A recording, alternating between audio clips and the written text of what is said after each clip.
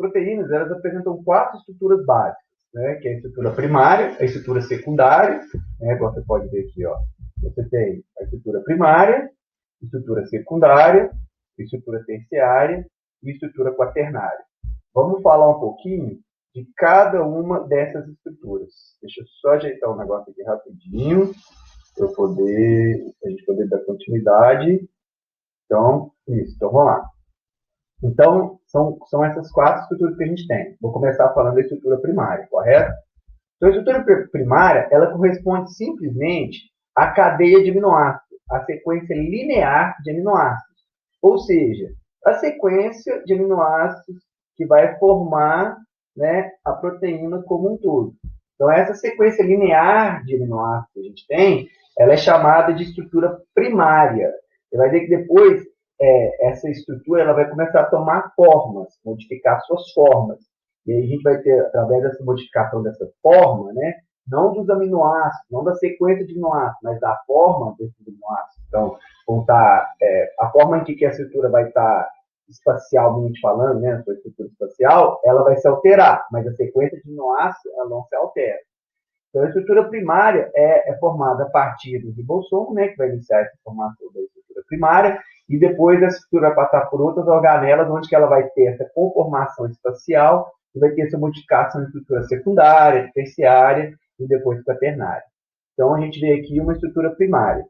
Essa sequência de aminoácidos, ela tem que estar em uma sequência correta, né? Então, a informação genética, que vai ser passada do DNA para o RNA, do RNA para o ribossomo, e daí a formação dessa estrutura, vai estar ali, né, dentro da formação, a genética que vai dar qual a sequência de aminoácidos vai ter para formar a proteína, e se você tiver algum problema hereditário, algum problema genético, pode alterar a informação que vai vir para formar essa proteína, e essa proteína pode acabar sendo formada errada. Uma substituição de algum aminoácido nessa cadeia aqui pode levar à perda da função biológica da proteína e pode causar doenças e até levar à morte por causa dessa substituição. A gente tem um exemplo disso quando a gente fala da anemia falciforme. A anemia falciforme, o que é? Né? Um DNA normal, quando você vai formar ali a hemoglobina, né, você tem 2 cadeias alfas, você tem 2 cadeias alfas e 2 cadeias betas que vão formar ali a hemoglobina. Né? Quando a gente vai na cadeia beta, num DNA normal, você vai ter essa sequência de nucleotídeo que vai dar essa sequência de aminoácidos. O RNA vai ler essa informação no DNA, e o RNA vai lá no ribossomo e vai dar essa sequência de aminoácidos. Então, o que acontece é quando você tem uma mutação no DNA, e aí o RNA, quando vai fazer essa leitura, ele faz essa leitura errada, e quando ele leva a informação para o ribossomo, ao invés de colocar o aminoácido específico, ele acaba colocando outro aminoácido. O ribossomo lê essa informação que veio errada pelo RNA, e ela acaba colocando um aminoácido que não deveria ser aquele que estaria ali na sequência. Na anemia falciforme, no 6º aminoácido das cadeias betas, né, ao invés de se ler a glutamina, que era o aminoácido que estaria aqui, né, o 6º aminoácido, por uma mutação, a leitura ela é feita errada, né, para você ver, onde teria que ter um T e o A, tem o A e o T. Então, você acaba lendo errado. E aí, a formação do aminoácido ela é diferenciada. Ao invés de ter a glutamina, tem a valina. Isso acaba formando uma proteína diferente, uma proteína que não é uma proteína, né, normal de uma hemoglobina, e isso vai gerar o quê? Ao invés de gerar as hemácias normais, acabam gerando hemácias em forma de foice. Por isso o nome, anemia falciforme, hemácias em forma de foice. Então, e essas hemácias acabam perdendo a sua função biológica, correto? Então, isso aí na estrutura primária é uma sequência de aminoácidos linear para formar essa estrutura. A estrutura secundária, na verdade, é um arranjo espacial. Então, agora a gente está falando o quê? Do arranjo espacial da proteína, e não da sequência dos aminoácidos que envolve ela. Então, a gente tem esses aminoácidos vão começar o quê? A se interagir entre outros através do grupo carboxila e do grupo amina. A gente tem 2 formas de interação aí, tá? A gente tem a forma que a gente chama de alfa-hélice e a forma que a gente chama de beta-preguiada. Na alfa-hélice, que é a forma mais comum das proteínas, você vai ter a ligação de hidrogênio aqui, ó, entre a carboxila, olha aqui, ó, aqui você tem aqui, ó, uma carboxila, tá vendo? Entre uma carboxila e um grupo amina de outro aminoácido que estará o quê? 4 resíduos à frente. Então você vem aqui, a amina, você vai contar 1, 2, 3, 4 aminoácidos e ele vai interagir com a carboxila desse aminoácido. Grupo carboxila, você vai contar 1, 2, 3, 4 resíduos, 4 aminoácidos e vai interagir com o grupo amina. Então, uma interação entre o grupo amina e o grupo carboxila de aminoácidos que estão localizados aí mais ou menos entre 4 resíduos de diferença. E isso vai fazer com que essa proteína comece a ter uma estrutura de quê? De hélice. Olha aí, ó. Ela vai ter essa estrutura de hélice, tá? A beta-preguiada vai ser também uma interação entre um grupo carboxila e um grupo amina de aminoácidos, só que são aminoácidos ligados em cadeias adjacentes, em cadeias diferentes. Então, a gente tem uma cadeia linear aqui e uma cadeia linear aqui, tá vendo? E aí você vai ter interação, olha aqui, ó, vai ter a dobra, aí você vai ter interação entre essa cadeia e essa cadeia. E isso vai formar uma espécie de papel dobrado, tá vendo? Como parece um papel que está dobrado. Por isso que tem esse nome beta-preguiada. Então, vai ser essa interação entre esses grupos aqui lineares, que estão adjacentes um ao outro, que vai formar essa estrutura beta-preguiada. Enquanto na alfa você vai ter uma hélice entre a interação do quê? Dos aminoácidos do grupo amina e do grupo carboxila, de aminoácidos que estão o quê? 4 resíduos à frente, 4 aminoácidos à frente, que vai dar essa forma de hélice. Né? A estrutura terciária, você não vai ter interação entre o grupo carboxila e o grupo amina. E sim, você vai ter uma interação entre os radicais dos aminoácidos. E isso vai fazer com que essa estrutura, tá vendo? Ela comece o quê?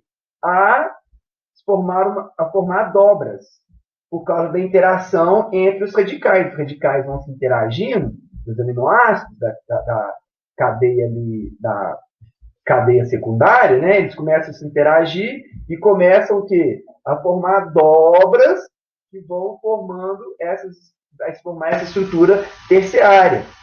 Como que essas interações entre radicais podem acontecer? Ela pode acontecer entre ligações de sulfeto, enxofre, uma ponte de sulfeto aqui, ó, são ligações entre o aminoácido cisteína, que tem sulfeto, né, que tem enxofre, perdão. Pode ser ligações de hidrogênio, você vai ter aqui radicais que conseguem interagir com ligações de hidrogênio, ligação iônica entre íons de aminoácidos, entre íons de radicais de aminoácidos, interações hidrofóbicas entre substâncias apolares, né? Apolar não liga-se a polar, que é a água, então de interações apolares, dipolo induzido, dipolo permanente. Então, tudo isso vai fazer com que os radicais interajam entre si e façam que essa estrutura, o quê? Ela começa a se formar dobras. A estrutura secundária começa a formar dobras. E isso aí vai formar a estrutura terciária. E, finalmente, a gente tem a estrutura quaternária, que são o quê? São subunidades polipeptídicas. Subunidades de o quê? Proteínas terciárias. Então, aqui, ó, a proteína terciária é uma subunidade e a associação entre essas subunidades vai formar o que a gente chama de estrutura quaternária. A estrutura quaternária é que vai fornecer a função biológica à proteína. É o que vai fazer com que a proteína desenvolva sua função biológica. Tá? Algumas proteínas não conseguem formar a estrutura quaternária. Aí a função biológica vai ficar na estrutura terciária. Tá? Mas, em sua grande maioria, o que vai desenvolver a função biológica é quando ela forma a estrutura quaternária. A estrutura primária e a estrutura secundária não têm função biológica. Tá? Não vão desenvolver funções biológicas específicas. Elas vão ter que formar a estrutura terciária, que pode ter uma função biológica quando a proteína não consegue formar a estrutura quaternária, mas, em sua grande maioria, o que vai fornecer a função biológica é quando vai ter essa associação das subunidades da estrutura terciária para formar a estrutura quaternária. Um exemplo clássico, né, é a hemoglobina. São 4 subunidades, né, 4 proteínas terciárias que vão estar associadas entre si, formando ali a molécula de hemoglobina. E no meio dessa molécula de hemoglobina, aqui tem uma hemoglobina, você vai ter um grupo N, né, que é um que a gente chama de grupo prostético, que é a parte não proteica. Tá ok? Então, explicado aí o que são as estruturas. As proteínas podem ser classificadas quanto ao número de subunidades, monômeros, dímeros trímeros ou tetâmeros, e aí, né, vai ser de acordo que nos monômeros a gente vai ter a estrutura linear, formada só por aminoácidos, os dímeros quando eu tenho 2 subunidades, os trímeros quando eu tenho 3 subunidades, os tetâmeros quando eu tenho 4 subunidades. Por sua composição química, quando a proteína é simples, quando ela é formada somente por aminoácidos, ou ela é conjugada quando você tem a parte proteica do grupo prostético, igual eu falei com vocês da hemoglobina, né? Que esse grupo prostético são metais, no caso o ferro. Então você vai ter 4 subunidades ligadas a 4 grupos prostéticos de metais. Podem ser também o que? Ácidos nucleicos, como é o caso das histonas, são proteínas que vão estar associadas ali aos ácidos nucleicos para formar as unidades de DNA, ou açúcares, que é o caso das glicoproteínas, e assim se vai, tá? Ou então ela pode ter dado pela sua forma e sua solubilidade em água. Elas podem ser globulares, né, que são formadas em glóbulos, forma de glóbulos, e enoveladas, e essa estrutura tem interação com a água, facilita a interação com a água, ou chamadas de proteínas fibrosas, por exemplo, da creatina, cabelo, unhas, são proteínas fibrosas, que são longas e o quê? Enroladas, que não têm interação com a água e são insolúveis, correto? Essa aqui, como elas são longas e enroladas dessa forma, isso aqui dificulta a interação com a água e faz com que elas sejam insolúveis. A gente também tem a desnaturação proteica, que pode acontecer por 2 vias, por calor ou por pH. Exemplo, quando você frita um ovo, você joga o ovo ali, aquele aquecimento, aquele calor da panela desnatura as proteínas que estão ali na clara do ovo e faz com que ela o quê? Tome aquela composição branca. Porque quando você coloca o ovo, né, antes de colocar, ele é transparente. Mas quando você coloca ali no calor, você começa a ver a formação branca. Aquilo ali é desnaturação de proteína, né, da albumina. Então, o calor ela vai interferir aonde? Vai interferir nas ligações de hidrogênio. Como eu falei com vocês que as ligações de hidrogênio vão formar estruturas secundárias, então o que vai acontecer com a proteína? Ela vai perder estrutura quaternária, terciária e secundária. Tá? E como ela vai perder a estrutura quaternária e terciária, ela vai perder sua função biológica. Então, a febre ela atua exatamente nisso. Por que febre alta é perigoso?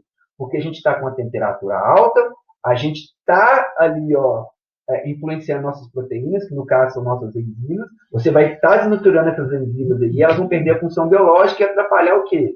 A função metabólica. Tá? A estrutura primária, ela permanece intacta, porque você vai influenciar só as ligações de hidrogênio e não o quê? Não as ligações peptídicas entre os aminoácidos. Isso aí, gente, em sua grande maioria das vezes, a proteína perde a sua função biológica, tá? Mas, por exemplo, algumas proteínas como a queratina, elas, devido ao calor, elas podem voltar à sua função original. Mas, na sua grande maioria, pelo calor, a proteína vai perder a sua função biológica. O pH também vai causar desnaturação proteica. Só que ela vai desorganizar a estrutura terciária e não vai afetar a primária nem secundária. Por não afetar a primária nem secundária, quando esse pH volta à parte original, ele o quê? Essa reação acaba sendo reversível. A gente vê isso em enzimas aonde? Em enzimas que estão atuando, por exemplo, no estômago, que em certo pH, que é o pH ato, elas vão ter o quê? Vão ter sua estrutura em formato correto, e aí vão ter a sua função biológica. Porém, se eu deixar esse pH mais básico do estômago, né, se não vier esse ácido para mudar, não vai ativar essa enzima. Depois a gente fala disso mais especificamente. Mas, o que a gente queria falar com vocês aqui, que o calor é uma forma, na maioria das vezes, na sua grande maioria, irreversível de desnaturação. Você vai perder estrutura secundária, terciária e quaternária. A gente já falou que a função biológica na terciária e na quaternária, principalmente nas quaternárias. Né? Então, você vai perder essa estrutura, ela é irreversível. E a sua grande maioria das proteínas vão perder suas funções, sendo só algumas proteínas que conseguem voltar à sua função. Né? Porém, a estrutura primária permanece intacta. E o pH, ele é reversível assim que o pH volta, né? Porque ele vai afetar só a estrutura terciária. Assim que o pH volta à sua original, a estrutura volta a ter a sua função biológica, né? Utilizando aí, tem proteínas que vão trabalhar em quê? Em pH bem específico. Esse aqui é o motivo pelo qual eu posso aquecer meu alimento, eu vou causar desnaturação proteica, mas como eu mantenho a primária intacta, eu ainda vou ter o valor nutricional daqueles aminoácidos que vão estar ali presentes. Ok, pessoal? Então, é isso que eu queria falar com vocês. Muito obrigado.